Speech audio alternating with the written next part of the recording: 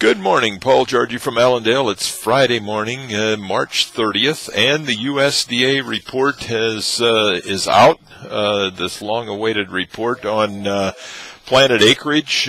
Corn number 95.864 million acres of corn expected to be planted by USDA. That compares to 94.7 average by the trade and 91.2 from last year. So a sizable increase there, almost 4 million acres increase in corn. Soybean acres 73.9 versus trade estimate of 75.39.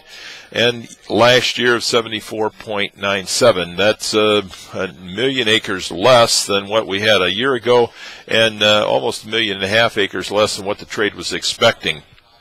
Wheat acres, another surprise, 55.9 million acres of wheat expected planted this year compared to 57.4 of the trade and 54.4 last year. A lot of that wheat came out of the spring wheat areas. I know we've been talking about it for several months, from going up into Minnesota or North Dakota, talking about spring wheat planting. A lot of the wheat shifting to other crops, especially corn, the way it looks. The corn number certainly bearish, bean number bullish, wheat number bullish. Now we get to the grain stocks.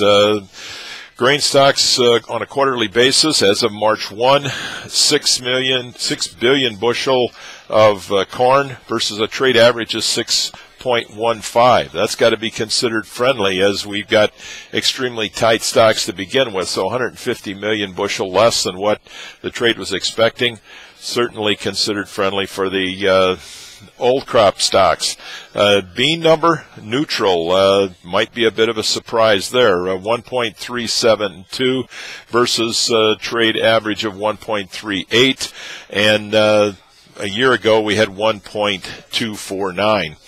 Wheat number neutral as well, 1.2 billion bushel of wheat on the quarterly basis compared to a trade average there of 1.223. So how does the market react from all of these numbers? I think you've got to look at the initial reaction. Certainly would be expecting to see beans higher, corn possibly lower. However, with the action that we've seen in the last few days, even this last week, we've had over a 50-cent break in corn in the this last week, and with that you might expect a higher opening even on corn because of the tighter stocks, especially in the new crop. You may see some more spread adjusting here, where the new crop may gain on old crop corn. We'll also see some possible spread adjusting there, where the new crop soybeans could get a good lift here today as the market adjusts for the lower numbers. Now you've got to also remember these numbers were taken on March 1, which we've had a huge change in price relationships since March 1, which is a much more favorable to soybean planting today than it was on March 1. So all in all, the market has adjusted dramatically already.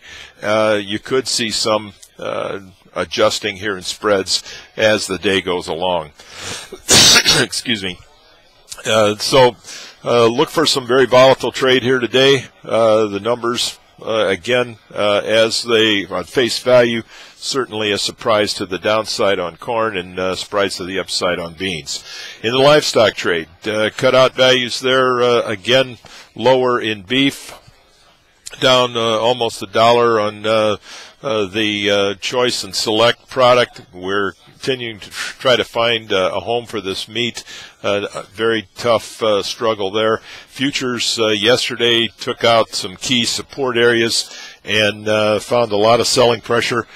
Being Friday, we could get some evening up there, and at the end of the month, certainly could get some adjusting here of trades. The pork complex, that's going to be choppy as well today. We do have a quarterly hogs and pigs report this afternoon, looking for a slight increase in all categories, kept for breeding, market hogs and all hogs. The market's going to give us a lot of opportunities, a lot of volatility here today.